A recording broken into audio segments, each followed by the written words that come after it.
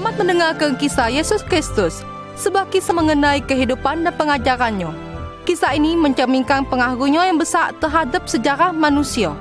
Kata-kata yang diucapkannya penuh kuasa, bertujuan dan penuh arti. Seluruh hidup, kematian dan kebangkitan yang ajaib telah mencengangkan umat manusia di sepanjang masa. Kisah ini benar-benar terjadi. Segalanya yang kamu dengar di acara ini benar-benar terjadi. Kelahirannya yang ajaib 2000 tahun yang lalu menandai dimulainya tahun kalender Masehi yang tetap digunakan sampai mak ini.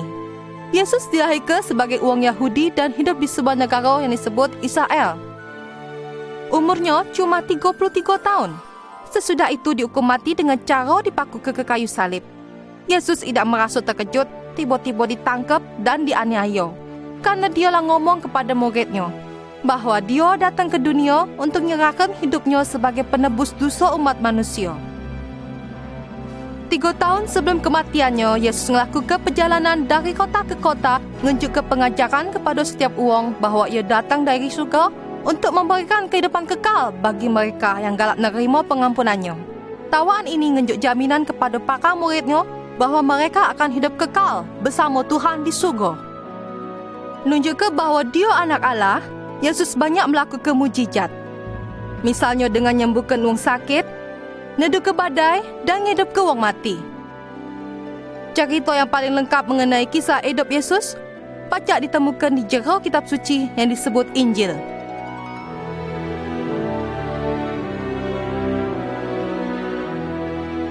Seorang tabib yang hidup pada saat dan di wilayah yang sama dengan Yesus beberapa generasi sebelumnya menuliskan peristiwa-peristiwa hebat dan menakjubkan yang terjadi kemanapun Yesus pergi. Tabib itu bernama Lukas. Mak ini sampailah kita pada kisah hidup Yesus yang diambil dari Injil Lukas.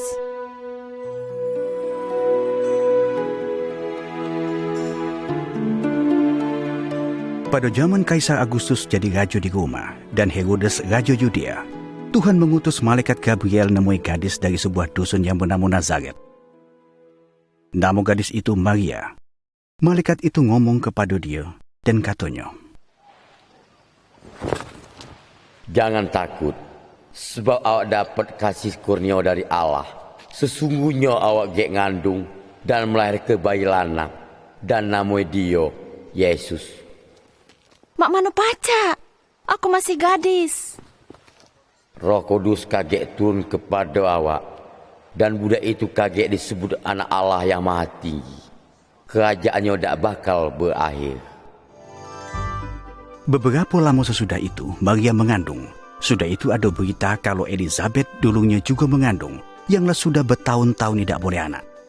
Kemudian, Maria pergi bercepat ke dusun tempat di mana dulunya itu tinggal.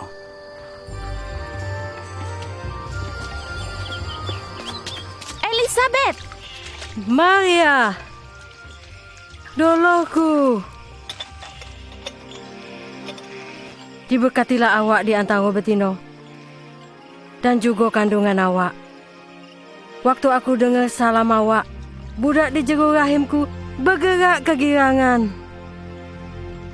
Jiwaku memuliakan Tuhan, dan hatiku sukacita karena Allah Tuhanku.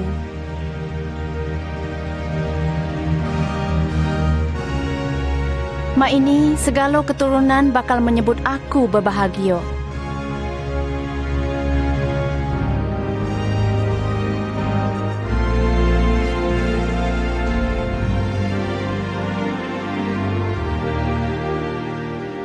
Hari berganti bulan, dan saat melahirkan bagi Maria semakin parah. Kemudian datanglah pengumuman dari pemerintah Romawi yang menjajah Israel, yang maksudkan perubahan pada seluruh rencana pemerintahan. Hei wong Nazaret, Kaisar Agustus memerintahkan diadakannya sensus penduduk di segala wilayah Galilea dan Yudea. Setiap wong harus mendaftar ke dirinya dewek-dewek di tempat kelahirannya. Ini adalah perjalanan istimewa bagi Maria dan Yusuf yang lebih dari seminggu dengan menggunakan keledai menuju Bethlehem untuk mendaftarkan diri. Tapi waktu sampai, dia tidak dapat ke penginapan. Karena kesakitan hampir melahirkan, akhirnya dia berteduh di sebuah kandang untuk menunggu kelahiran baginya. Di padang pengembalaan, beberapa gembala bergiliran nyagui domba-domba mereka. Tiba-tiba bayi langit menjadi terang, dan tegaklah malaikat Tuhan. Apa itu? Apa itu? Sinar apa itu?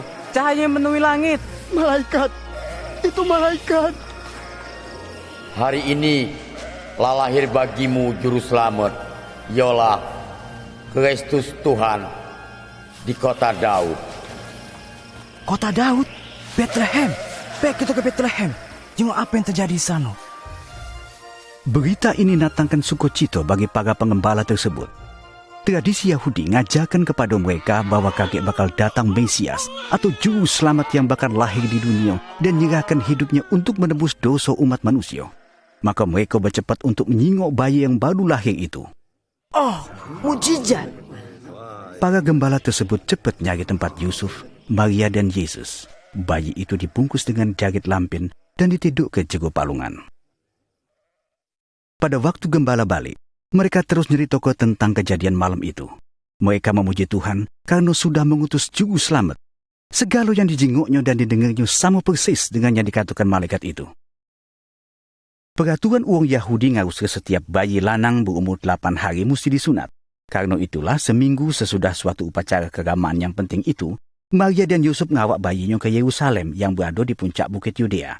Keluarga muda itu berjalan melewati jalan-jalan bertebing sempit dan ramai menuju Bait Allah, suatu bangunan yang besar yang merupakan pusat kegiatan keagamaan. Waktu dionya masuk, tahu-tahu orang lanang yang baik dan saleh bernama Simeon marahi dionya.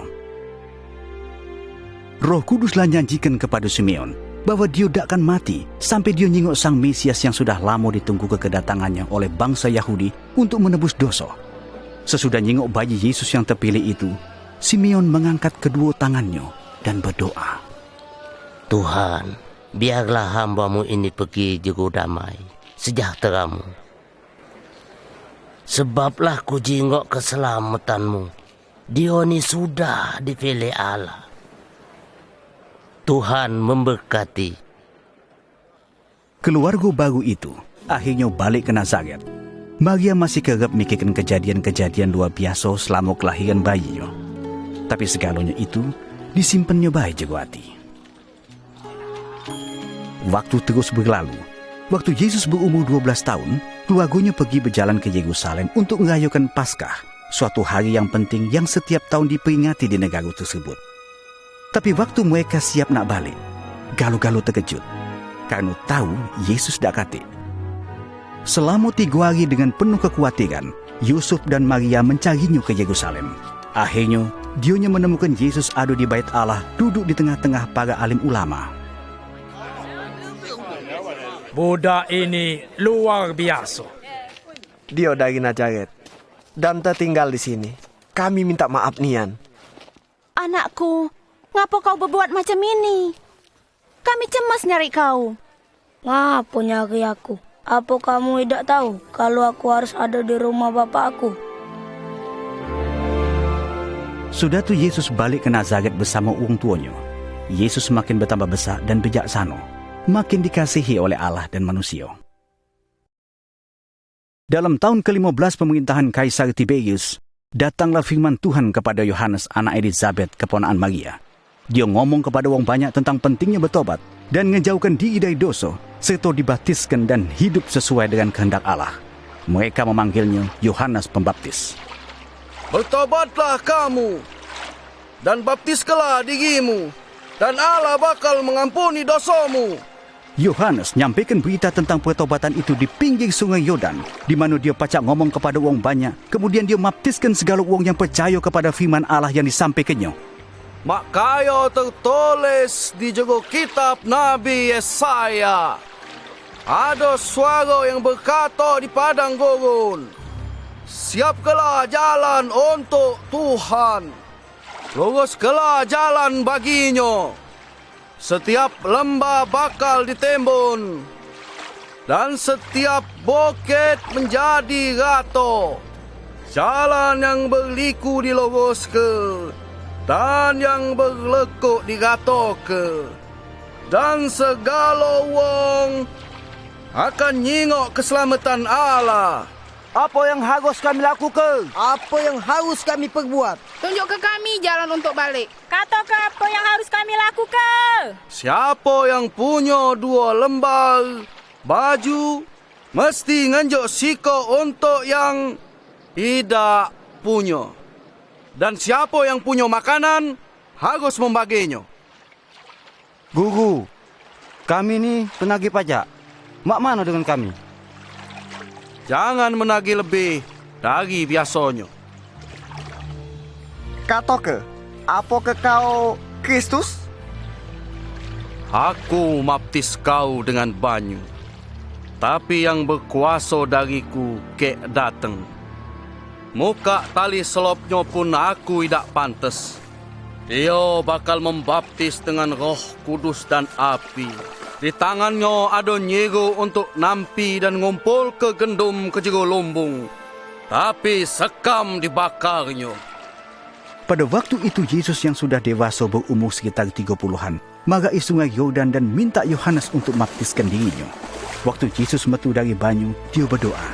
Kemudian turunlah Roh Kudus dalam rupa burung merpati dan terdengarlah suara dari surga. Inilah anakku yang kukasihi. Kepadanya lah aku berkenan.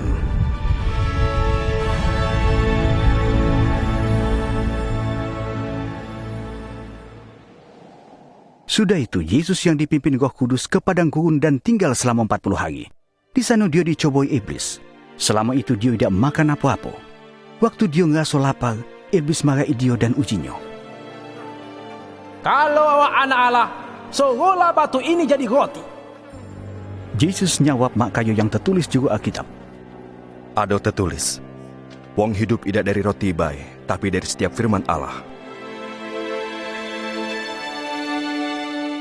Sudah tu iblis nunjukkan kepada Yesus segala kerajaan yang ada di dunia dan ujinya.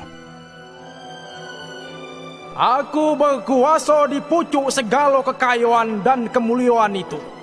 Dan aku bakal nunjukkannya ke kau kalau kau setuju dan nyembah aku. Ada tertulis, sembahlah Tuhan Allahmu, dan cuma padanya lah kau berbakti. Akhirnya, iblis ngawak Yesus ke hubungan bait Allah di Yerusalem dan mencobai dia dengan mengutip dari kitab suci. Kalau kau anak Allah, campaklah diri awak ke bawah. Sebab ada tertulis, Allah bakal nyuruh malaikat-malaikatnya menatang kau, sehingga kaki kau tidak tergantung pada batu. Ada tertulis, jangan kamu nak nyubai Tuhan Allahmu.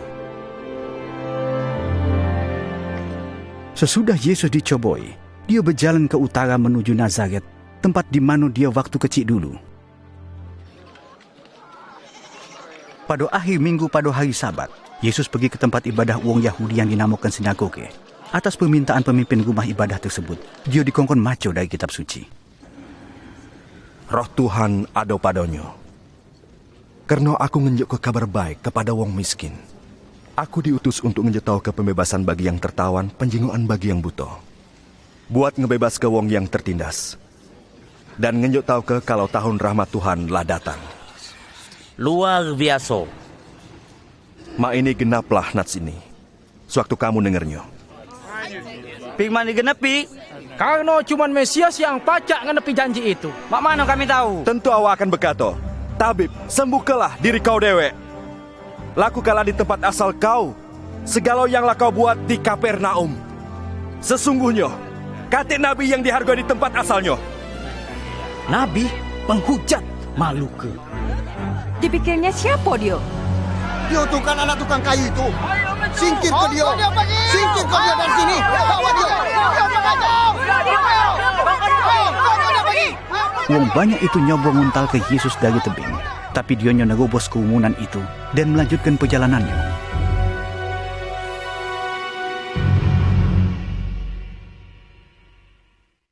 Saat Yesus memulai pelayanannya, dia milih murid-muridnya untuk dipersiapkan membantu menunjuk tahu kedatangan kerajaan Allah. Di tepi danau Galilea, dia bertemu beberapa nelayan sedang nyuci jalo.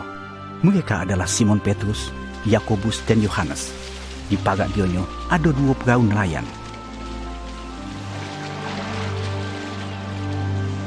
Salam bagimu. Kamu juga. Boleh dah aku naik, Simon? Boleh, bae. Bawalah kapal ke tempat yang dalam. Dan untalkanlah jalo kau untuk nangkap iwak. Oh, Gugu. Sepanjang malam kami bekerja keras dan tidak dapat apa-apa. Tapi kerana awak yang nyuruh, aku pergi ngawekannya. Yakobus, Yohanes. Yesus naik ke perahu. Mereka nuruti perintahnya untuk menebarkan jalur di sebelah kanan. Dan jalur mereka penuh dengan iwak sampai ampe koyak.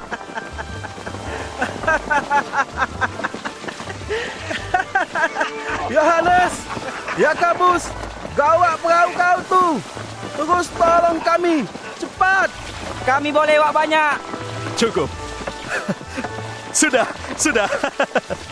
Perasaan takjub penuh kekaguman memenuhi hati Simon Petrus. Terus dengan rendah hati, dia bersujud di hadapan Yesus. Tinggal ke aku, Tuhan. Aku yang berdosa. Tidak usah takut. Mulai mai ini kau bakal menjadi manusia.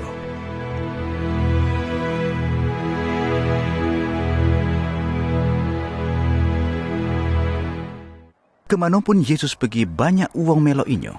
Dari Yudea, Yerusalem, dan daerah sekitarnya.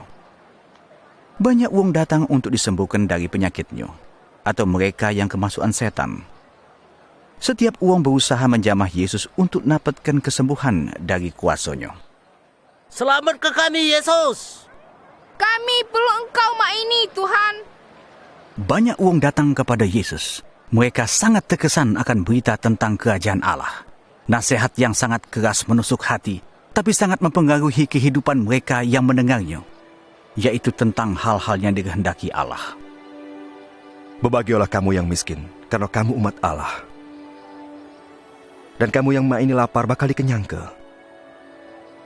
Dan kamu yang mak ini nangis bakal tertawa. Terima kasih. Terima kasih, Tuhan. Berbahagialah kamu kalau dibenci, ditolak, dihina dan difitnah oleh karena anak-anak manusia. Bersukacita dan bergembiralah. Sebab sesungguhnya upah kau besar di surga. Karena nabi pun sudah dibuat mak itu. Yesus mengulangi pesan yang ada di dalam perjanjian lama. Celakalah kau yang kaya, sebab kau sudah menikmatinya.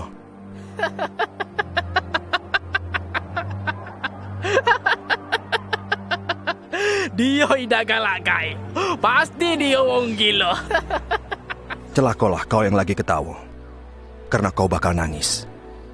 Kata-kata yang diucap ke Yesus tidak menjadi keinginan hati mereka. Celakalah kalau segala wong memuji kamu. Mak kayo pujian pada nabi-nabi palsu. Ku omong ke sama kau. Kesianilah musuh kau. Apa? Nyintai musuh kita? Apa ke Kaisar? Berbuatlah baik pada yang membencimu. Mintalah berkat buat yang mengutuk. Berdoalah bagi yang mencaci kau. Kalau pipi kiri kau ditampar, enjok juga pipi kanan. Siapa ngembek baju kau, biar ke dia ngembek jubah kau juga. Enjoklah kepada wong yang minta kepada kau. Jangan minta balik punya kau, yang sudah dimbek wong. Berbuatlah apa yang kau galak wong lain lakukan. Tapi maksudnya bukan bangsa Romawi kan? Atau yang terburuk lagi adalah wong Samaria yang tercela itu. Bahkan Tuhan tidak nyintai dia. Jangan menghakimi supaya kamu tidak dihakimi. Janganlah menghukum supaya tidak dihukum.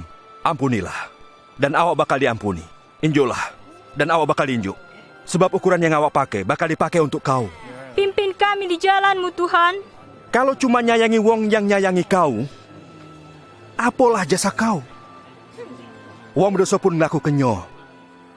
Kalau kau cuma berbuat baik sama wong yang berbuat baik, apalah jasa kau? Wong berdosa pun ngelakukannya. Tontonlah kami, Tuhan. Tidak. Kesianilah musuhmu. Berbuat baiklah. Ngenjok pinjaman jangan ngerapi dibalik ke. Maka upah kau besar di surga. Kamu bakal jadi anak-anak Allah. Dia baik sama wong-wong yang jahat. Kamu harus murah hati. Mak kayo Bapa di surga.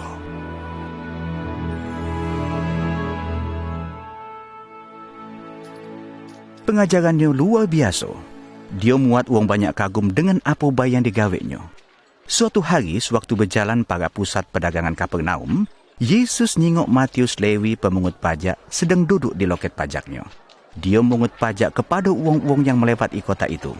16, 17, 18, 19, 20. Katik lagi. Apa maksud kau labis? Ya, dia penipu. Karena para pemungut pajak mak kayu Matius sering nipu bangsanya dewek. Sebagian besar rakyat Yahudi benci kepadanya dan galaklah nyingkir dari mereka. Tetapi Yesus ngomong langsung kepada Matius. Melo aku. Iya, Tuan.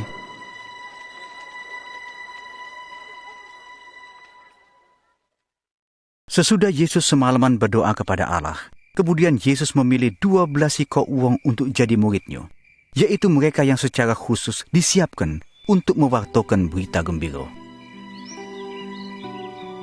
Dari para nelayan, dia memilih Petrus, Andreas, Yakobus, dan Yohanes, juga Filipus, Bartolomeus, dan Matius yang pemungut pajak, Thomas dan Yakobus anak Alfius. Terakhir dia memilih Simon yang disebut Zelot, Yudas anak Yakobus, dan Yudas Iskariot yang menjadi pengkhianat.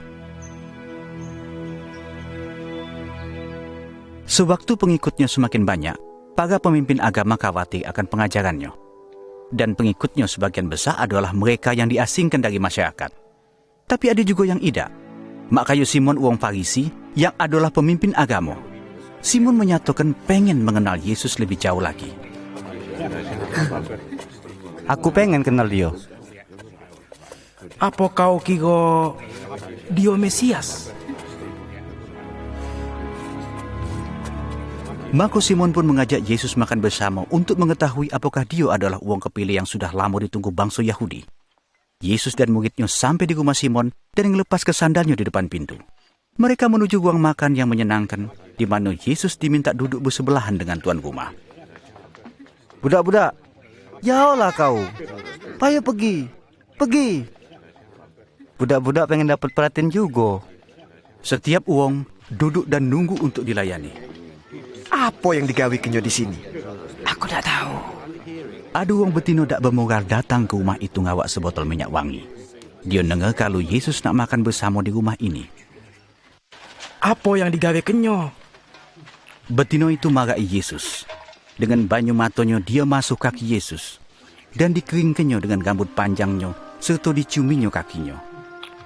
Jaga hati Simon berkata, Kalau dia benar-benar nabi, tentu dia tahu siapa betina itu dan apa dosa-dosa yang dia lakukan. Betina itu muka botol dan nuangkan ke kaki Yesus sebagai tindakan pemujaan. Yesus noleh ke Simon dan berkata, Aku tahu wong ini, Simon.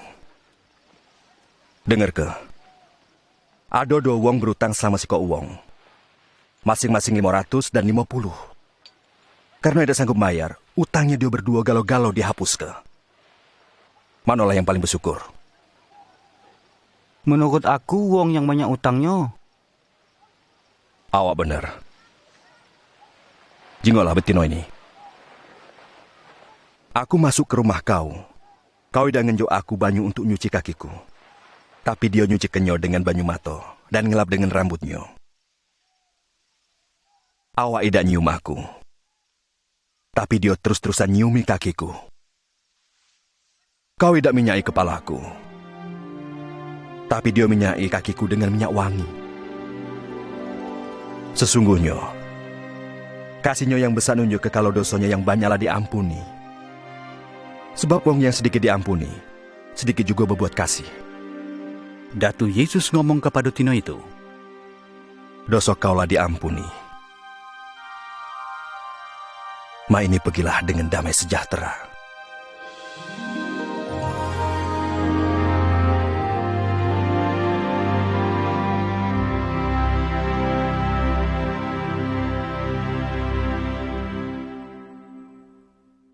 Wong pedagang, nelayan dan saudagar datang ke Galilea untuk dengarkan Yesus mengajar.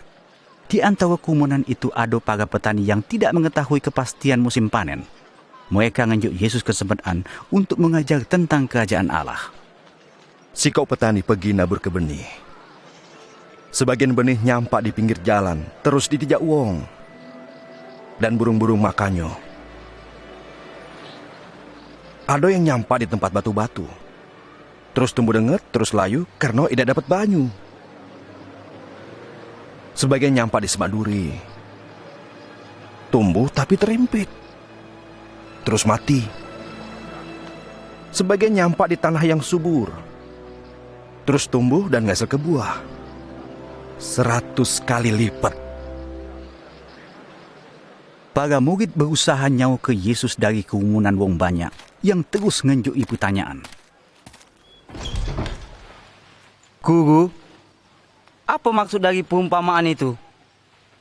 Awak diinjuk karunia untuk tahu rahasia kerajaan Allah. Tapi padanya diajar ke perumpamaan, supaya sekalipun dia nyingo dan denger, tapi tidak ngerti. Di jero perumpamaan, para murid nyingok kehidupan sehari-hari, mak kayu wong petani yang menabur benih ke tanah yang subur. Inilah arti perumpamaan itu. Benih itu ialah firman Allah. Yang nyampak di pinggir jalan ialah wong yang dengarkannya. Tapi iblis datang dan ngerampas firman itu sehingga dia dapat percaya dan diselamatkan.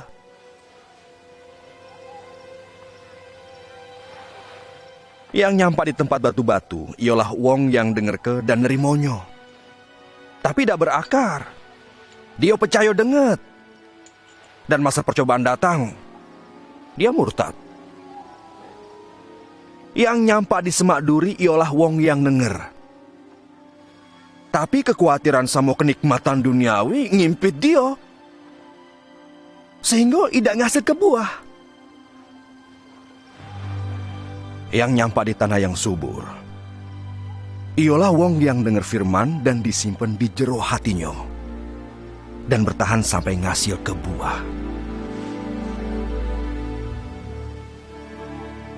Yesus menekankan pelajaran ini dengan contoh lain yang diembek dari kehidupan sehari-hari di Galilea. Tidak kati wong yang hidupi lampu terus dimatikan. Apalagi naruhnya di bawah tempat tidur. Tapi naruhnya di pojok. Hingga wong jinggot cahayanya waktu masuk rumah. Karena wong yang singitan bakal kejingoan. Dan segala yang dirahasiakan bakal kejingoan waktu terang. Tontonlah kami Tuhan. Karena itu, perhatikanlah baik-baik. Siapa yang punya kepadanya bakal diinjuk. Tetapi yang tidak punya daripadanya bakal dimbek. Guru, emak sama dulu kau ada di Jabo. Dionyo pengen ketemu. Emak sama dulurku ialah yang dengar ke firman Allah. Terus digawe ke.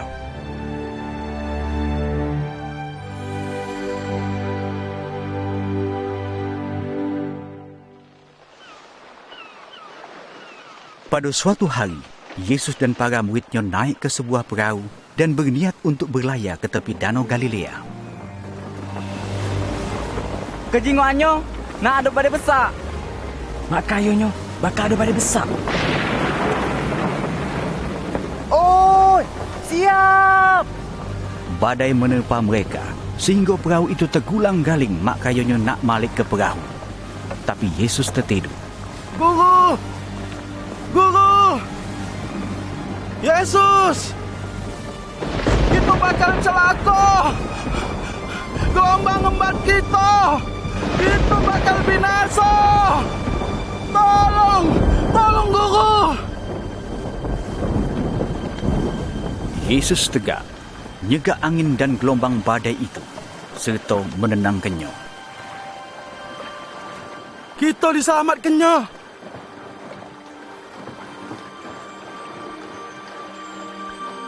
Di mana iman kau?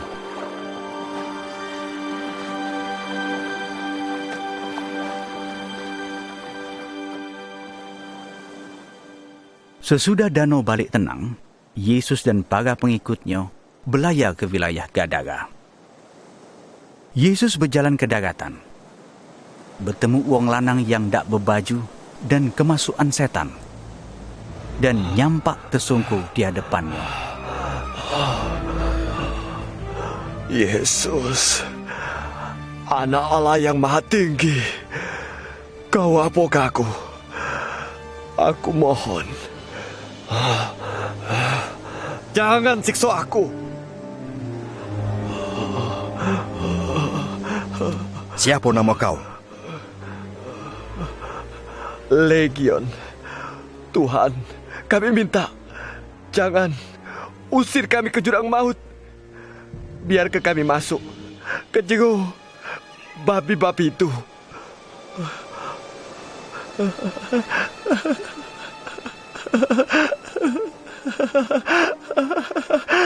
Yesus memerintahkan setan-setan itu masuk ke babi-babi yang ada di tegetan itu. Dan kawanan babi itu laju berlari menuju ke tepi jurang.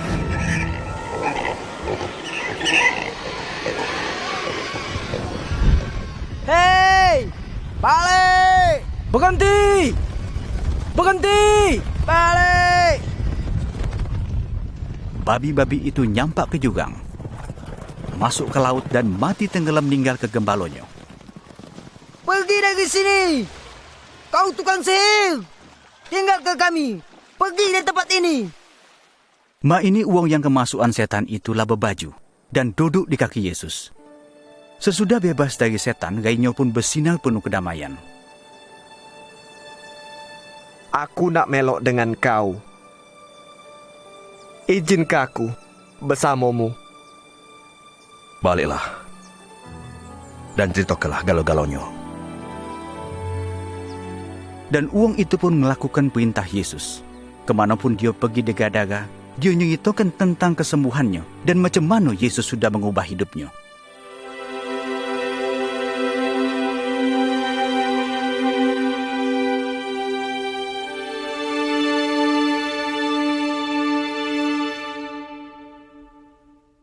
Di pinggir danau Galilea di kota Kapernaum, Yesus mendapati banyak uang siap dengan pengajarannya tentang kerajaan Allah.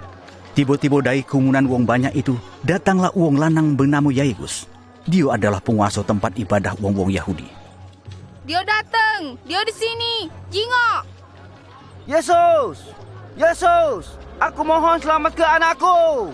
Tuhan kesihanilah aku! Dia sakit parah dan hampir mati! Tolong! Tolonglah aku! Yesus laju meninggalkan uang banyak itu dan pergi bersama Yairus ke rumahnya. Di tengah jalan, kawan Yairus marahinya. Yairus, maaf. Anak kau lah mati. Jangan lagi ganggu guru. Yesus! Tak usah takut. Percaya baik, dia kaget sembuh. Yesus menghibur Yairus dan mereka meneruskan perjalanan ke rumahnya. Wong-wong yang sedang bersedih sudah berkumpul di situ dan menangis dengan pilu.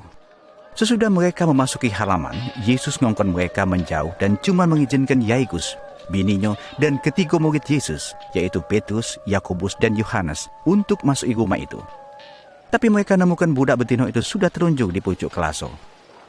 Lalu Yesus nyekel tangannya dan berkata,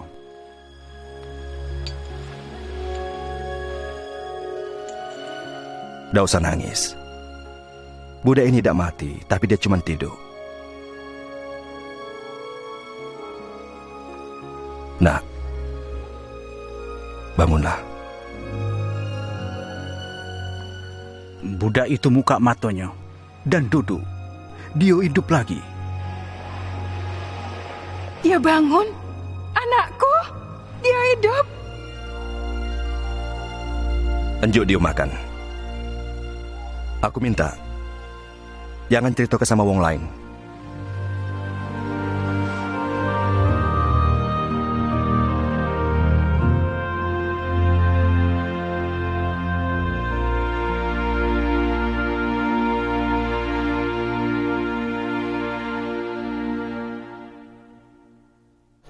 Yesus melanjutkan pengajarannya tentang kerajaan Allah sampai matahari tenggelam di balik bukit. Tapi uang yang jumlahnya ribuan itu tetap tinggal di situ. Guru, kongkonlah dia tu balik. Supaya dia pergi ke dusun-dusun parak sini untuk dapat ke makanan beserta penginapan. Tempat ini sepi. Kamu yang mesti nginjuk makanan. Kita cuma punya 5 roti sama 2 iwak. Yesus memerintahkan para muridnya untuk membagi mereka menjadi 50 uang per kelompok. Sudah itu Yesus mengangkat tangannya terus berdoa. Terpujilah Tuhan Raja semesta alam yang menyediakan roti, samo sumber dari segala berkat. Yesus memecah-mecah roti dan ikan itu dan mengisi keranjang para muridnya untuk segera membagi-bagikan kepada kelompok uang-uang itu. Yang jumlahnya 5.000 uang, termasuk betina dan budak-budak. Mereka makan sampai kenyang. Oh, mukjizat. Ini mukjizat. Luar biasa. Para murid Yesus mengumpulkan makanan yang tersisa. Yang sisa, seluruhnya sebanyak 12 keranjang penuh. Suatu hari, Yesus berdoa dewean. Lalu menemui murid-muridnya dan nanyakan sikap pertanyaan. Kata wong siapa aku? Petrus menjawab mewakili mereka. Ada yang ngato ke Yohanes Pembaptis, dan yang lain ngato ke awak Elia, dan yang lain lagi ngato ke awak salah sikok nabi yang hidup lagi. Menurut awak, siapa aku? Awak Mesias dari Allah.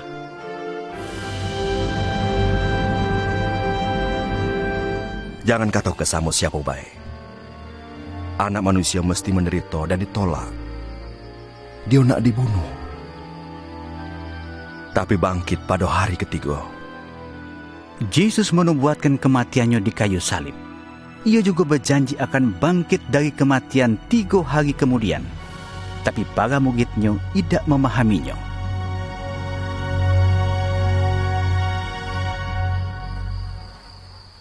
Ada dak yang nak melok aku? Aku nak melok awak Tuhan, tapi izinkah aku balik untuk pamitan sama keluargaku? Wong yang siap ngeluku tapi noleh ke belakang tidak pantas buat kerajaan Allah. Wong yang nak melok aku harus nyangkal dirinya, memikul salibnya dan melok aku. Karena yang mempertahankan nyawa bakal kehilangan nyawa. Terus yang kehilangan nyawa karena aku bakal ngedapatkannya. Apa gunanya sih kok uang punya dunia ini, tapi kehilangan nyawa? Mukjizat yang dilakukan Yesus menguatkan pernyataannya bahwa dia anak Allah. Para muridnya mengatakan dia adalah Mesias yang dipilih Allah. Suatu hari, Yesus ngawak mereka ke kaki gunung Hermon. Dia memilih 3 murid setianya, yaitu Petrus, Yakobus, dan Yohanes, pergi bersamanya ke pucuk gunung untuk berdoa. Tinggi nian. Aku lesu. Aku juga. Aku lesu nian. Ketiga murid tertidur. Sewaktu Yesus berdoa, rainya bercahaya mak kayu matahari, dan jubahnya jadi putih berkilauan. Petrus, apa yang terjadi? Ketiga murid itu terbangun dan nyingok 2 nabi masa dulu. Musa dan Elia sedang ngomong dengan Yesus.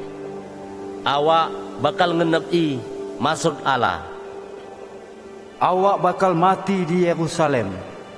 Waktu kedua nabi itu pergi, Petrus berkata, Guru, alangkah indahnya kita berada di sini. Kami nak bikin 3 tenda. Siko untuk awak, siko untuk Musa, dan siko untuk Elia. Sudah tuh, awan yang terang benderang menutupi gunung itu. Dengan gemeter karena takut, para murid Yesus dengar suara dari awan itu dan berkata, "Inilah anakku yang kupilih. Dengarkanlah dia."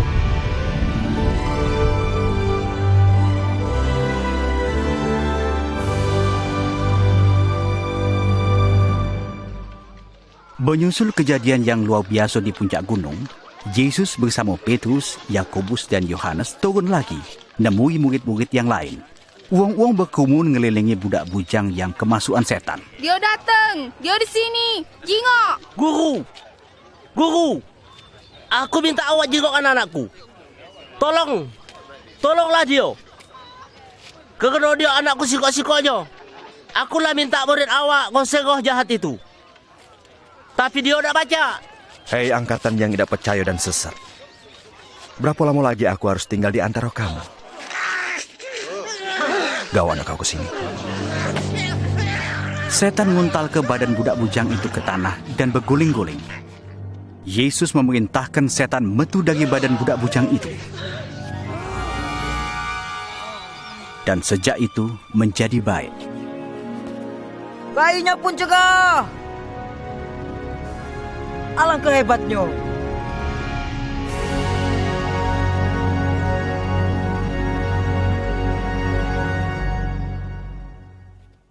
Yesus nemen dewean untuk berdoa.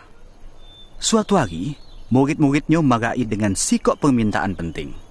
Ajari kami berdoa, maka Yohanes ngajari murid-muridnya.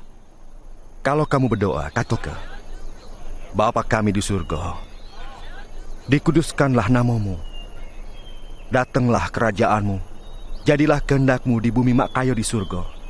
Enjolah hari ini makanan yang secukupnya, dan ampunilah kesalahan kami. Makayo kami juga ngampuni wong yang bersalah kepada kami. Dan jangan masukkan kami ke dalam percobaan, tapi lepas ke kami dari yang jahat. Waktu murid-muridnya berjalan bersamanya dari dusun ke dusun, Yesus sering berhenti dan mengajarkan hal yang penting untuk mereka tahu. Mintalah, maka kamu bakal diinjuk. Carilah, maka kau bakal dapat. Ketoklah, maka pintu bakal dibuka ke untuk awak. Karena setiap wong yang minta menerimanya, dan setiap wong yang nyari dapat, dan setiap wong yang ngetok untuk dia pintu dibuka ke. Apa maksud kau? Ada dah di antara kamu bapak yang nginjuk anaknya ulo waktu dia minta iwak? Atau kalau jengking waktu dia minta telok?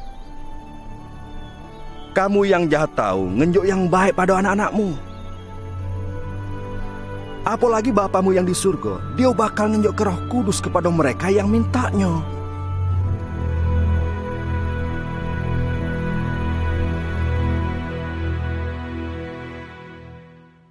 Pada hari lain dalam pengajarannya, Yesus mengungkapkan rahasia Allah kepada segala wong. Lebih mudah langit dengan bumi hilang daripada sikok titik dan hukum Allah batal. Aku nyutau kau, kalau banyak nabi sama raja pengen jingok dari apa yang kau jingok tapi tidak pacak. Dan pengen dengar apa yang kamu dengar, tapi tidak dengar. Sikok wong ahli Taurat yang duduk bersama wong banyak itu berusaha mencoba Yesus. Dia bertanya, macam mana mereka pacak hidup kekal bersama Allah? Apa yang harus kami lakukan? Apa kata kitab suci? Mak mana kau nafsirkannya? Cintailah Tuhan Allahmu dengan segenap hatimu, segenap jiwamu, segenap kekuatanmu, juga segenap akal budimu. Cintailah sesama pecah diri kau dewek. Kau benar. Lakukanlah kau bakal hidup. Wong itu tahu kalau Yesus nyawab dengan baik. Tapi banyak wong terus menantang dia. Siapa baik sesamaku? Bukan dia Nyoni. Apa ke Kaisar?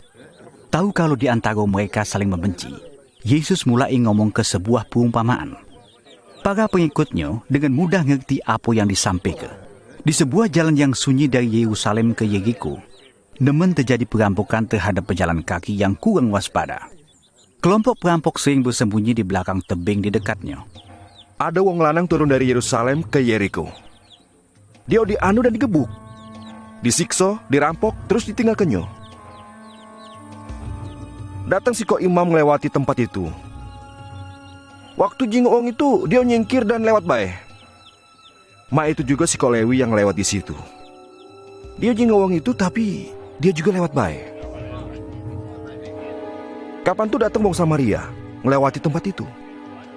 Waktu jingok wong itu, hatinya penuh belas kasih. Tak mungkin.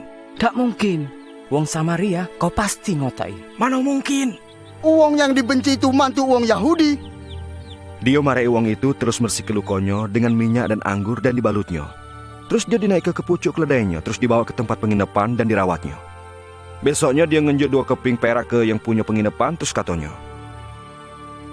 jagolah dia, kagak aku bakal mayar segala ongkosnya.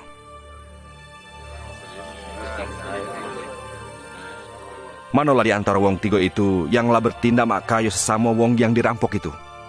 Wong yang nolongnya. Nah, pergilah dan gawe kelaca itu.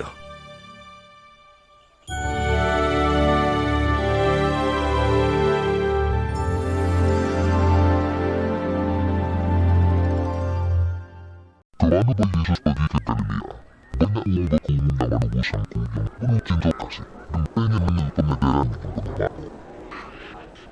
keluar kau. Jangan khawatir sama hidup kau. Kalau aku yang nanyakan. Atau apa yang dipakai. Karena hidup ini lebih penting daripada makanan dan badan ini daripada baju. Perhatikan burung gagak. Dia nanam, tidak panen, tidak punya hujan kamu lumbung. Walaupun tak itu dimakan oleh Allah. Buat apa jauhnya kamu melebihi burung-burung itu? Tapi kita perlu mati ke diri kita dewa. Siapa yang taruh kekuatannya? Baca nama sastra di jalan hidupnya. Kalau kau tak sanggup menarik hal yang kecil, aku khawatir sama hal yang lain. Jelas? Perhatikanlah burung baku. Mak mana ditunggu. Tak minta ada yang menunggu. Kalau modal kemudahannya, tak beban sebagai salah si kau bunga itu. Keluarlah, nasi rumputnya ada hari ini, dan besok dibuang ke api. Lebih-lebih lagi terhadap kau. Orang yang kurang percaya. Tambahlah iman kami. Kalau kamu punya iman sebesar biji sesawi, kamu baca kata pada pohon ini. Tercabutlah kau dan tertaruh dari aku, dan diubahkan taat kepadamu. Walaupun pengajarannya utuh-utuh, kelembutannya menarik hati budak kecil. Mereka nanyakan sambil duduk di kasinya. Tak mungkin tak diberinya setan. Tapi celakalah wong yang tengah. Lebih bagus si kau batuk jalanan di kebet gagal gulunya. Sudah itu diuntal ke kiri laut. Daripada sesal si kau dari wong-wong yang lemah ini. Dengan antusias mereka nanyakan. Walaupun tak ada kata tidak ngerti. Pakailah aku kali kendala itu. Itu ini. Sekau memberi biji sawi dan nanam di kebunnya. Biji itu mulai batang. Dan burung-burung bersarang di hatinya.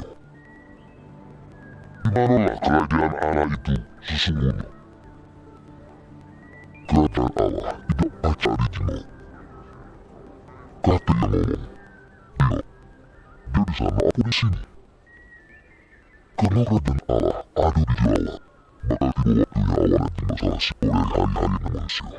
Tapi Allah adalah kami saja. Karena semua cakilat memanjat dari ujung ke ujung. Maka itulah anak manusia waktu datangnya. Tapi banyak yang menderita dulu dan dari itu membawa waktu itu. Suatu pagi, waktu Yesus dan muridnya bersiap untuk pergi. Seorang pemimpin wanita dari situ mencet dan berlutut di kaki Yesus. Dia pengen tahu bagaimana coba saya bakal bersama Allah sesudah dia mati. Guru yang baik, apa yang harus aku buat untuk memperbaiki hidup yang kekal? Apakah ketuk baik? Kaki yang baik selain Allah dewa. Allah tahu perintah-perintah. Jangan bergila. Jangan bunuh. Jangan maling. Jangan mulia. Hormati umat sama bapak. Segalanya aku turuti sejak masa mudaku. Masih ada si pahala di hati mereka. Jualan dalam pindah ke atas dia keriti kaum miskin. Kau bakal berharga di surga. Sudah itu yang laku. Uang kayu itu lagi menundukkan palanya dan pergi dengan hati yang sedih. Pada muridnya, Yesus berkata, alangkah baik uang kayu masuk ke juru kerajaan Allah. Lebih mudah untuk masuk lubang jarum daripada uang kayu masuk ke juru kerajaan Allah. Lalu mereka siapa yang selamanya? Apa yang tak mungkin bagi manusia, mungkin bagi Allah.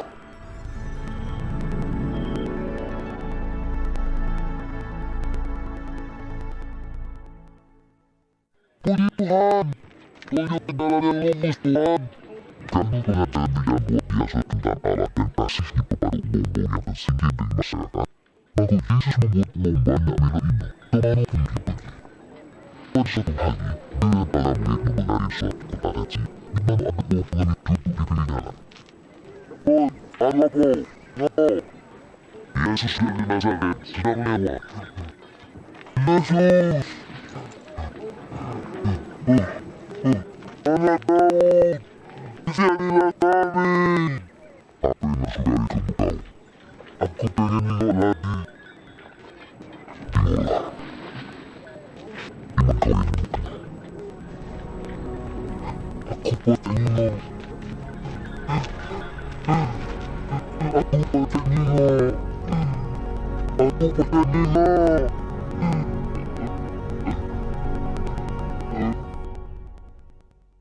Yesus melewati kota Yeriko dan perjalanannya ke Yerusalem untuk merayakan Paskah. Uang banyak senang milik dia. Banyak uang bertanya mendapatkan penampungan atas dosa mereka dan masuk ke dalam kerajaan Allah. Pimpin kami di jalanmu Tuhan. Ya Tuhanku dan Tuhanku, selamatkanlah aku. Ada uang pemungut pajak yang kaya tapi tidak jujur. Bernama Zakheus yang tinggal di Yeriko. Dia penyembah Yesus. Tapi karena dia pendek, dia lihat pajak moyo. Lalu dia melihat salah satu batang besar agar supaya pajak berada di pucuk pohonnya itu. Itu penagih pajak. Yesus berhenti di bawah batang itu dan dia ke pucuk. Turunlah Zakheus, karena aku ada dari rumah kau ini. Di rumahku? Di rumah Zakheus? Mana Zakheus pajak kau Yesus? Kamu gembira yang luar biasa. Zakheus turun dan menyambut Yesus ke rumahnya. Uang banyak itu terkejut karena pemungut pajak itu dikenal sebagai uang yang dalam hidup bangsa Lewi. Kasih sayang dari tuntutan Yesus kepada Zakheus sangat menyentuh hati uang tadi itu. Dengar, aku menunjuk setengah dari punya-Ku untuk yang miskin. Dan kalau aku urus uang, aku ngembaliinnya 4 kali lipat. Aku tak percaya kalau menagih pajak kembali ke pajaknya. Tidak mungkin. Hari ini keselamatan Allah akan bermain. Tertawa diri pun keturunan Abraham. Para manusia mempunyai dan yang kehilang.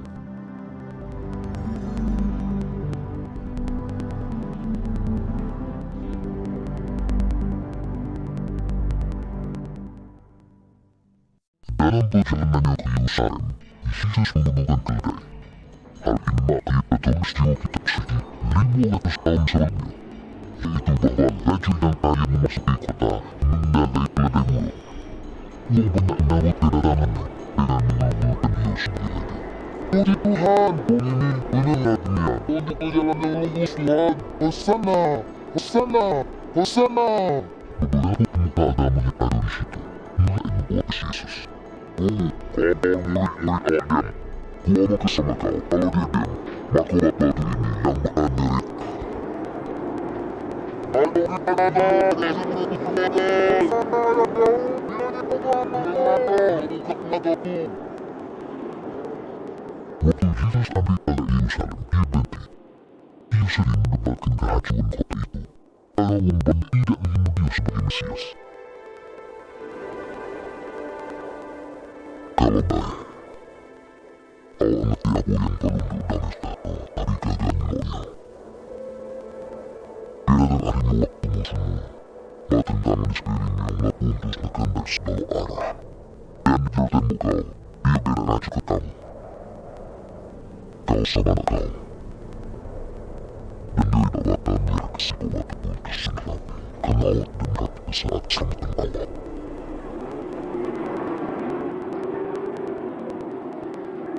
semakin dinalas, para penguasa dan pemukul agama di kota itu mulai khawatir terhadap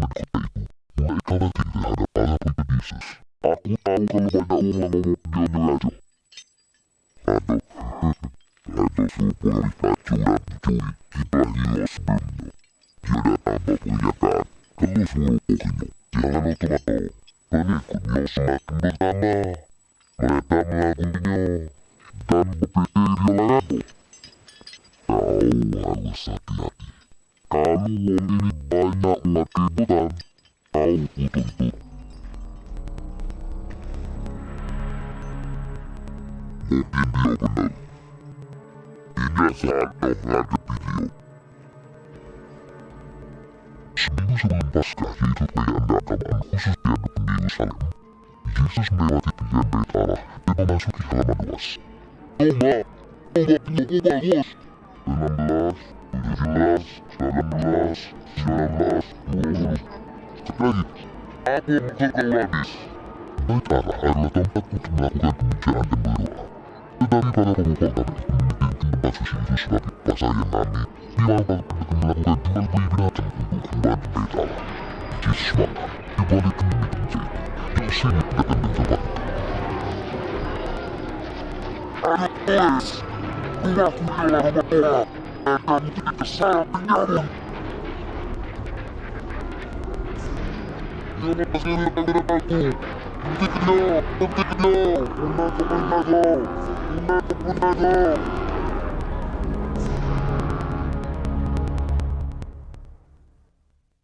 Setiap hari Yesus menjadi pengajaran di bait Allah. Ahli Taurat dan imam-imam bisa kompol untuk menentang Yesus. Dia sebut kesempatan, dia berhenti menawar persembahan untuk Tuhan. Di antaranya, ada sikut janda miskin dan cuma bawa 2 topeng logam. Itu kekinian. Baca tak kau ini lebih. Bukan bersama kau. Dado ini nyentuh lebih banyak dari yang lain. Karena yang lain menyurai kelebihannya. Tapi, jangan mesin diri.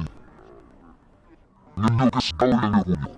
Kemudian sekelompok pemuka agama balik dia dan bertanya, apa haknya dia mengajar dan buat mujizat? Kata dia, atas dasar apa awak buat diri? Siapa yang lebih tahu wewenang? Baik bertanya, Kata, apa saja harus itu dari Allah atau manusia? Mereka terus selalu kalian Yohanes Pembaptis dengan berbisik-bisik. Apa kita? Kalau kita tidak dari Allah, dia berkata, aku kami percaya. Tapi kalau tidak kata dari manusia, kita pasti babi. Karena dia yakin kalau Yohanes adalah nabi. Kami tidak tahu dari mana asalnya. Aku juga berjalan atau atas dasar apa aku melakukannya. Tahu kalau pemuka agama itu tidak Yesus. Yesus tidak peduli. Dan mulai ini akan sebuah kisah. Ada si kawan, buka buah anggur. Terus dia kebenaran. Terus dia bagi lamongan. Waktulah sudah tiba musimnya. Dia lakukan hamonnya. Untuk mengambil bagiannya dari penggarap. Tapi hamonnya gebuknya dan beriring tangan kosong. Lagi dibeli hamu yang lain. Tapi hamu digeribuk dan dilakukannya. Terus disuruh balik dengan tangan kosong. Setelah itu dia lakukan hamu yang ketiga. Tapi hamu juga dimulai dari unta di kebun-kebun. Aku rasa yang punya kau itu hamu yang sudah. Kembara yang kukasih. Pasti dia orang matinya. Tapi waktu dia dijimatnya, ujinya. Dia dihanya warisnya. Karena kita bunuh supaya kita dapat dari sains. Dia merek dari jauh begitu. Dan bunuhnya. Nah ini apa yang bakal dibalik yang punya kebun pada dia. Dia orang yang bunuhnya, terus kebunnya rinjau ke orang lain. Angkat dia. Beberapa pemuka agama pengen angkat Yesus lagi juga. Karena mereka tahu dia menyeritakan perumpamaan itu tentang mereka. Tapi dia takut karena semakin banyak umumnya melo. Karena itu mereka berusaha menjebaknya. Kami tahu kalau apa awak takut kuliah ayat itu benar. Kami tahu kalau awak tidak nilai uangnya. Tapi awak ngadakan kebenaran tentang tidak Allah untuk manusia. Katakanlah. Apakah boleh kami bayar pajak kepada Kaisar Wali atau tidak? Sebagian orang Yahudi membenci penguasa Romawi yang sudah menduduki kota mereka. Mereka percaya kalau bayar pajak kepada Kaisar bertentangan dengan peraturan agama mereka. Tetapi karena Yesus mendukung tindakan tersebut, dia bisa dikurban dengan penguasa Romawi.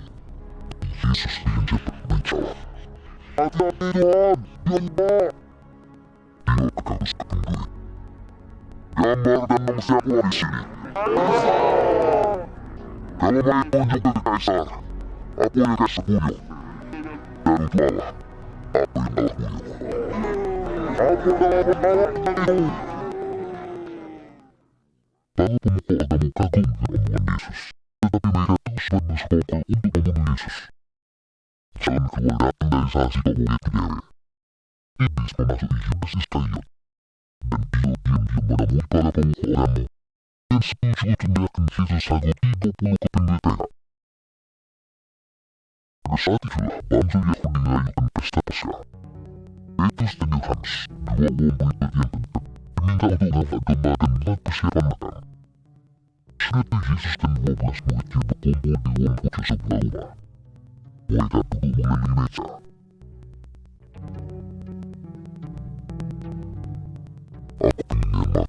atas kain bersama kamu sebelum aku menderita. Percayalah, aku udah bakal makan ini lagi sampai aku pegawai genap di jauh kerajaan Allah. Asal makan itu lirik tidak begitu penting. Hal itu mengingatkan pembebasan bangsa Israel dari perbudakan Mesir lebih dari 1000 tahun sebelumnya. Itu juga merupakan penganapan obat akan kedatangan Mesias yang sudah lama ditunggu, yang akan mengampuni dosa-dosa mereka dan memiliki kerajaannya. Selama makan, Yesus sambil roti dan berdoa, "Terpujilah Engkau ya Tuhan Allah kami, Rabu semesta alam, yang ini roti dari hasil bumi. Inilah tubuhku yang terserahkan bagimu. Dan ini peringatan aku." Yesus terus berjalan-jalan roti itu dan membuktinya kepada murid-muridnya. Lalu dia pun menunjukkan jawabanmu kepada mereka.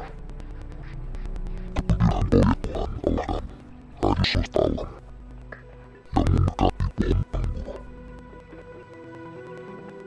Melayani dan berdiklah di antara kamu. Kuomot berminum kamu, aku lagi minum anggur ini sampai kerajaan Allah datang. Jadi inilah perjanjian baru wahai Allahku, yang lupa dirahimu. Tapi ingat, tanganmu menyerah ke aku ada bersama aku di meja. Sesungguhnya manusia muslim mati makanya yang mau ditutup ke Allah, tapi tidak kalau bom nyawanya dia nyerahkannya. Gak mungkin. Tak mungkin. Tak mungkin.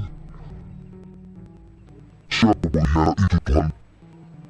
Simon, tengok. Iblis tak masuk untuk menentangmu. Lu bisa yang baik dari yang buruk kecepatan mensakai gantung bersamamu. Tapi aku berdoa untuk kamu supaya imanmu jangan kalah. Dan kalau kau insaf, kuatilah dulu. Tuhan, aku gelak masuk penjara dan mati. Bersama-sama Allah. Ingatlah terus. Sebelum main berbohong hari ini, kau 3 kali menyangkal aku.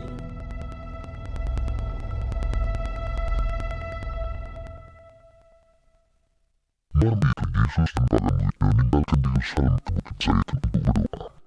Setelah itu mereka menuju sebuah taman. Di situ ada batu besar yang dipakai untuk meramukan buah zaitun untuk diambil minyaknya. Taman itu dinamai Taman Getsemani. Guru, berdoalah supaya awak yang menambah juru percobaan. Tahu kalau waktu pengkhianatan dan penderitaan hampir sampai, Yesus mengasihkan diri untuk berdoa. Ya Bapa, penolonglah, berilah cangkir ini kepadaku,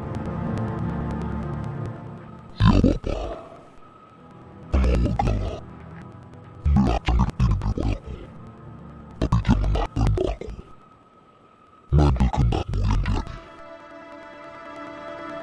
aku, melainkan kehendak-Mu yang jadi.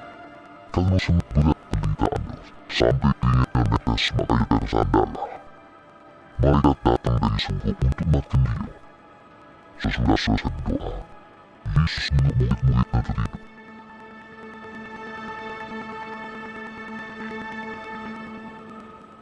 Nawalah itu. Bangunlah. Dan doa supaya menambah hidup percobaan. Tiba-tiba sekelompok pemukul agama dan tabligh menari, dipimpin oleh Yudas Iskariot. Murid yang tidak setia itu datang kepada Yesus dan mensiunya. Yudas, apa dengan jiwa awalnya akan manusia? Beberapa murid membunuh suami yang disitu dan berdoa, "Tuhan, boleh tak kami hilangkan pedang? Ayo, ambil!" Terus pagi mobilan Yesus mengayunkan pedang, letak kuping hamba Imam Syed. Sudahlah, dengan tenang Yesus menjamah kuping hamba tersebut dan dibaikinya. "Oh, mujizat! Apapun benda sampai awak datang dengan pedang sang berkenan. Lewat aku dari tengah-tengah kami jauh baik Allah dari aku tangkap. Tapi inilah saatmu kamu bertindak. Kuasa di depan masalah kamu. Ayo, tangkap dia!" Para prajurit melirik Yesus dan menebal tangannya. Para murid yang melarikan diri takut dan terancam.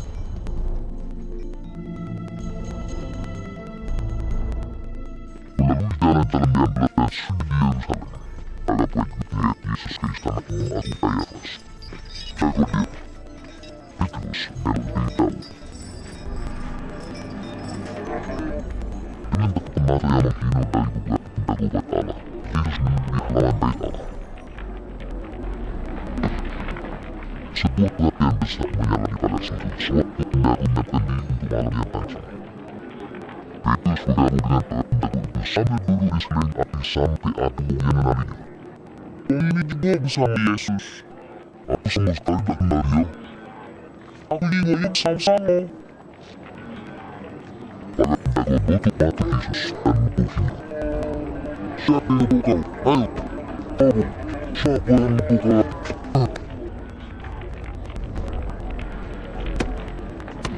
Apa yang bakal terjadi? Waktu Petrus dengan kukuh melangkah ke sekeliling halaman istana, ada umum yang menarinya. Awak juga salah si pada dia, tapi bukan aku. Sewaktu Yesus diri itu, ada umum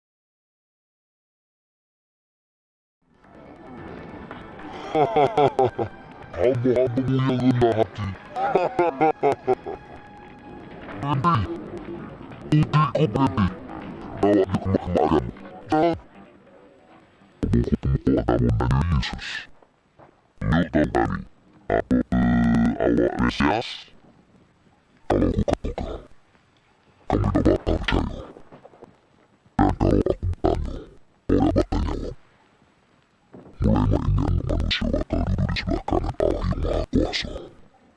dan katanya, yalah, umum ini pengikut Yesus, sebab dia juga orang Galilea. Aku tak tahu apa yang kau lakukan. Yesus menoleh dan menyimak murid yang sekaligus sahabat itu, dan teringatlah Petrus dengan apa yang dikatakannya sebelumnya. Ingatlah Petrus, sebelum ayam berkokok hari ini, kau kali menyertalah aku.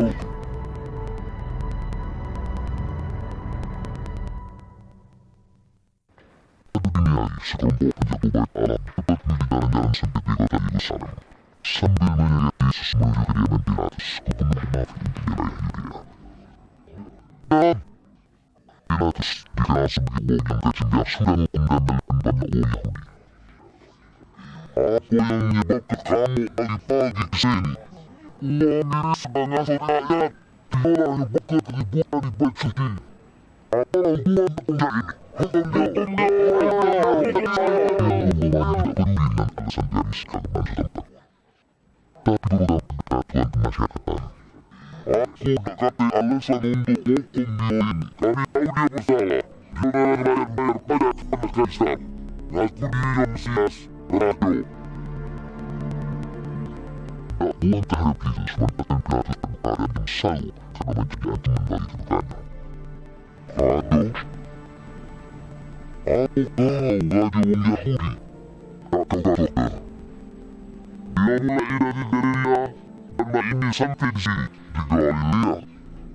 Dia ini orang Galilea. Kalau itu, dia sudah kembali kepada Herodes. Bukankah dia masih di Yerusalem? Awak di Herodes. Sekali lagi Yesus selesai melewati jalan-jalan di Yerusalem untuk dibawa ke istana Herodes.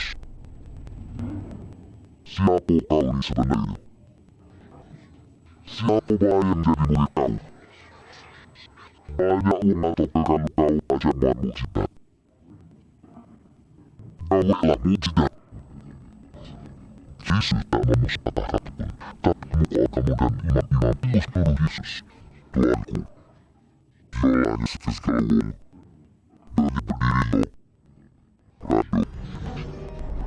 Uang ini Raja? Herodes mulai menghina Yesus. Para prajurit menghinanya dengan mengakhiri sebuah peluang ungu tua ke dunia. Ini juga yang dipakai seorang ratu. Yang mulia. Dia. Balik ke Pilatus. Ini wilayahnya.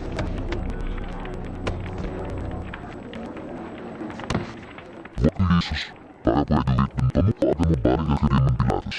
Banyak ular berkumpul. Para prajurit mau menghindari Paskah dan masih banyak mau lainnya. Tapi Pilatus tetap gagal menyampaikan hukuman kepada Yesus.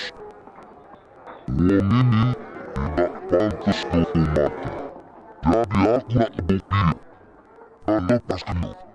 Kamu harus bebas kesikau tahanan pada hari raya ini. Suatu kebiasaan Romawi untuk melepaskan sikap tahanan yang dijebak mati pada hari Sabat. Bebaslah untuk kami. Barabbas. Dan telah ini. Ya, bebas ke Barabbas. Salib ke dia! Dia! Salib ke dia! Kamu dia! Temannya yang terhadap Yesus syariah dan para prajurit itu makin banyak yang semakin luas. Apalagi yang mau Pilatus, salib ke dia! Salib ke dia! Salib ke dia! Iya! Salib ke dia! Di tengah kebenaran banyak itu, ada baru Yesus selalu dibilang di orang baru. Kenapa makanya dia mak itu? Dia orang Yesus! Dia bilang ke dia, dia tu manusia. Dia tak ngaku apa-apa. Angkon dia tidak. Karena takut dia ada kemusuhan, akhirnya Pilatus ditujui untuk menyalibkan Yesus. Di bawah tekanan umatnya itu, Pilatus setuju melepaskan Barabbas ke pembunuh. Waktu memerintahkan untuk menyalibkan Yesus, dia berkata, aku tak bersalah atas darah ini. Ya, biarlah darah bertanggung ke atas kami. Darah anak-anak. Para prajurit Romawi menyiapkan segalanya untuk melaksanakan perintah itu. Apakah kau menyelamatkan kami? Apakah kau menyelamatkan kami? Untuk salah sikap mujizat kau. Selesaikan dari. Lalu prajurit biksa Yesus pulang dan setelah itu dibagikan lagi tubuhnya. Dan dipikirkan kayu salib itu yang lupa. Dia dipulai melewati jalan-jalan di Yerusalem yang rame, serta dipaksa membedakan melewati kota. Jalan! Pergi! Udah! Sebelum 9 hari, para prajurit menuju suatu tempat penghukuman di luar kota Yerusalem yang disebut Golgota atau Bukit Golgota. Orang yang malah itu akan mati! Dia disiksa di luar batas! Tegak! Bagaimana yang memati sesnya bersuka, kayu salib masuk ke peti punggung. Setelah itu jalan mendapatkan Golgota dan tampak pemimpin prajurit Romawi nonton sebuah itu langsung dari salib. Kau, sabar kau. Simon dari Kirene, cepat sini. Putuskan dia. Kau, ikut ini. Oi, tiap bernahan. Berdiam. Sebentar prajurit mencari salib di punggung Simon, beberapa bertiup mata Yesus. Kami menangisi Engkau Tuhan. Minum ini, minum. Minumlah Tuhan. Putri Yerusalem, jangan nangisi aku. Tapi kami sudah beribu dan anak-anak. Sebab kalau uang tidak menikmati dengan kayu itu, apalah ditaruh kayu kering. Allah nolonglah. Kami mohon awak. Akhirnya, sampailah mereka di Bukit Golgota. Dan hukum yang sangat mengerikan itu pun mulai. Yesus disalibkan bersama dua uang penjahat. Mereka buka itu buat Yesus. Kedua tangan dipaku dan juga kedua kakinya. Terus angkat kepasanya. Lepas ke talinya. Sesudah ketiga kayu salib itu selesai, para prajurit menentukan papa di pucuk salib Yesus yang berbunyi, inilah baju Yahudi.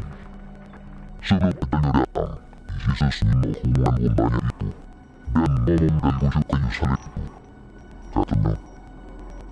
salib itu. Katanya, ampunilah doa Bapa.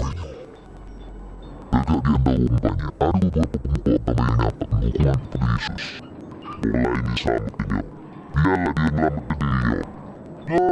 Kau tahu Mesias, selamatkanlah diri kau. Turunlah dari salib, tunjuklah sama sikap mujizat kau.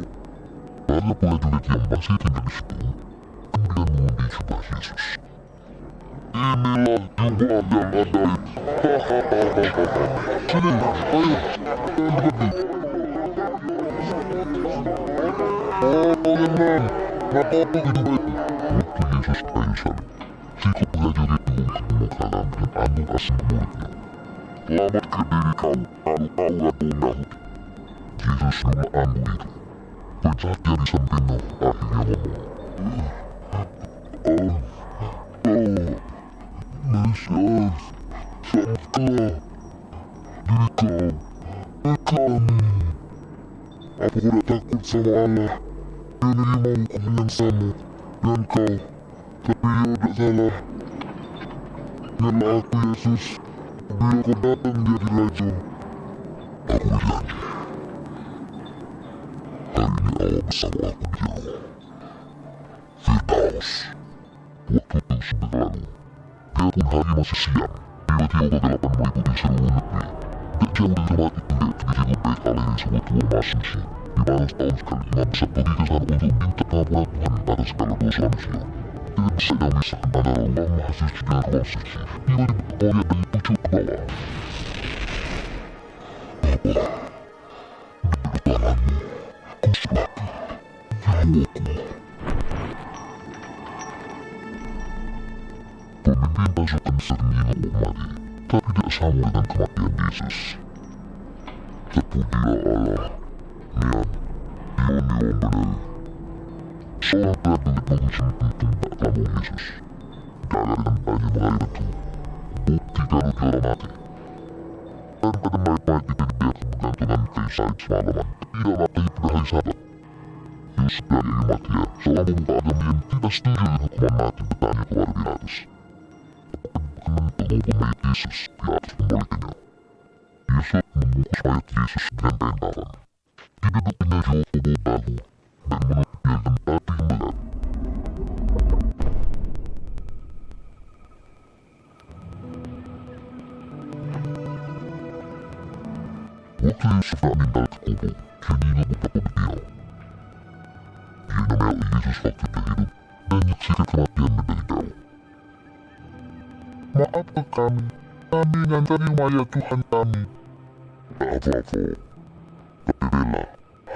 Nabana. Sesudah ia kuburan, berdiri itu balik ke kota untuk menyiapkan rempah-rempah dan kain kafan. Sesuai adat istiadat, kedua barang itu diperlukan untuk membungkus mayat Yesus.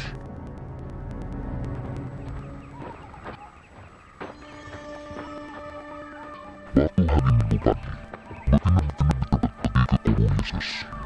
Mereka bakal mengalami kesulitan karena batu peletuk itu berat niam.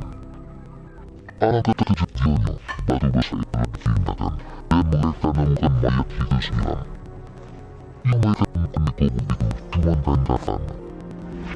Dua malaikat dengan dua bersenjata tiba-tiba muncul. Betina-betina ketakutan waktu malaikat itu ngomong pada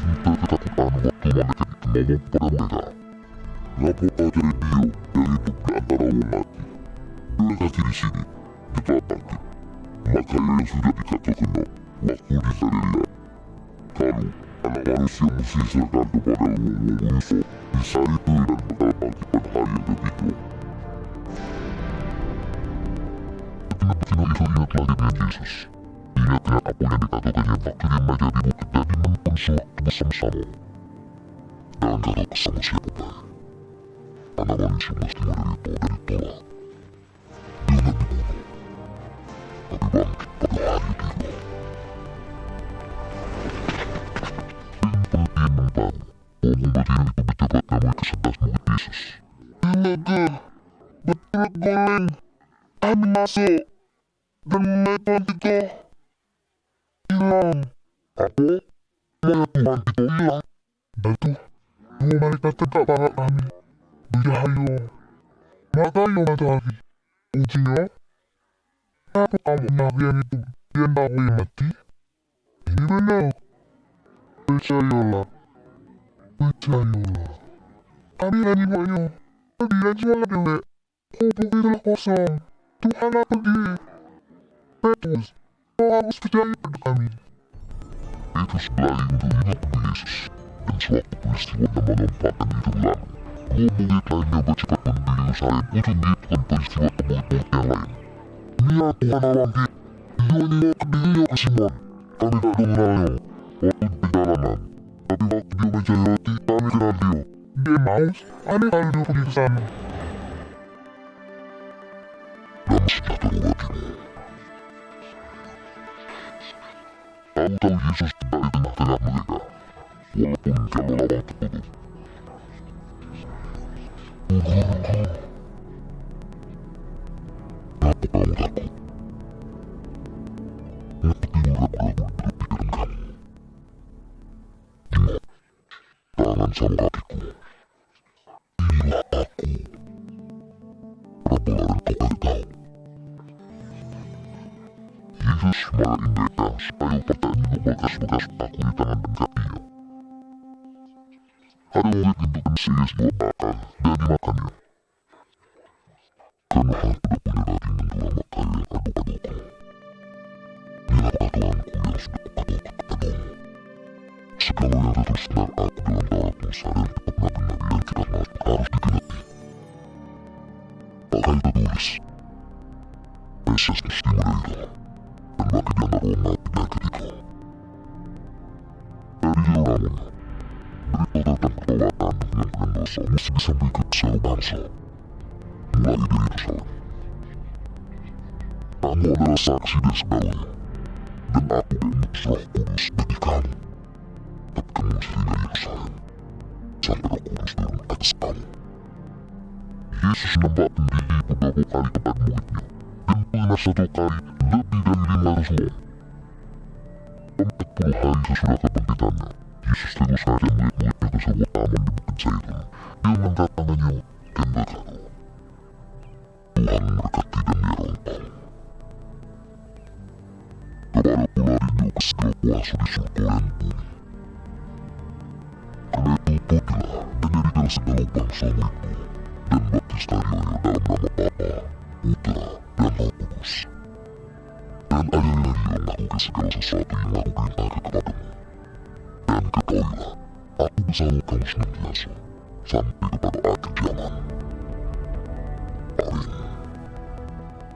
Sesudah dia selesai ngomong, Yesus naik ke awan dan terangkat ke surga.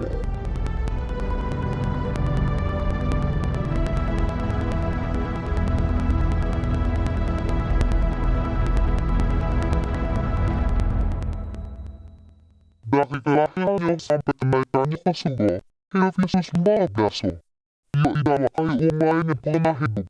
Yesus didatangkan dengan tujuan khusus, yaitu diutus oleh Allah, untuk membawa suatu harapan dan pembaruan bagi seluruh umat manusia. Dan dia datang dengan kuasanya yang luar biasa, menyebut ruang sakit, usir setan-setan dan membuka badai. Melalui mujizat kayu ini, buktikan atau kenyataan dirinya, yaitu anak Allah.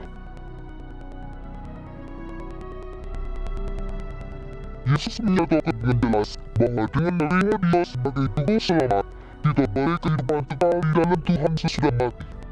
Yesus jelaskan bahwa dia harus mati baku kepada kayu salib untuk pengampunan dosa-dosa kita.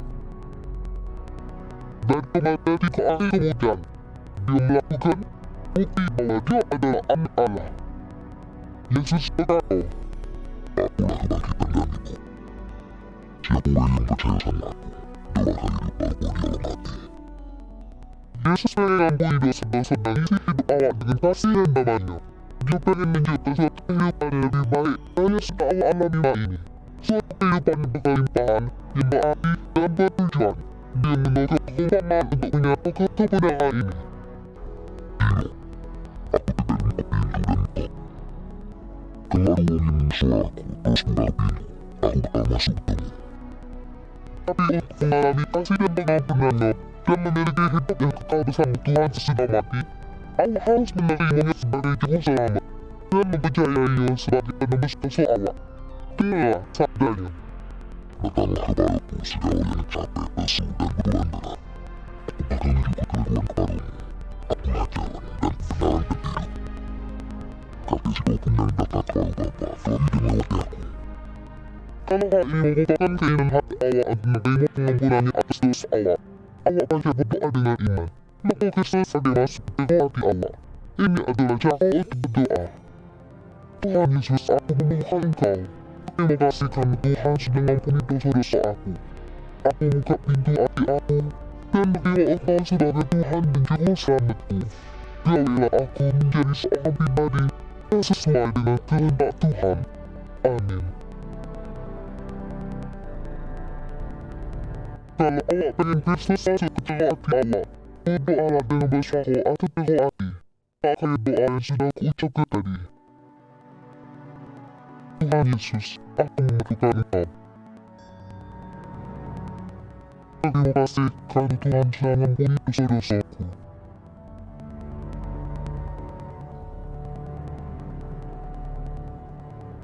Aku buka pintu hatiku dan menerima Engkau sebagai Tuhan dan Juru Selamatku.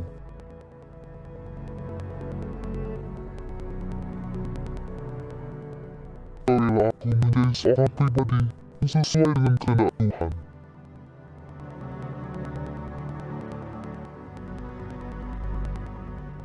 Amin. Kalau awak dengan hati yang tulus sudah berdoa maka doa tersebut, maka Yesus ada di jiwa hidup awak saat ini. Awak mesti yakin bahwa dosa-dosa awak diampuni dan awak mempunyai hidup yang kekal. Tolonglah dengan doa setiap hari dalam doa. Kenalilah dia dengan membaca Injil. Patuhilah perintah-perintahnya dan bersekutulah dengan uang yang mencintai dan melok dia. Ingatlah selalu akan janjinya yang indah. Aku tahu kalau sekali-kali aku tak bakal meninggalkanmu. Aku selalu menyertai kamu senantiasa sampai kepada akhir zaman.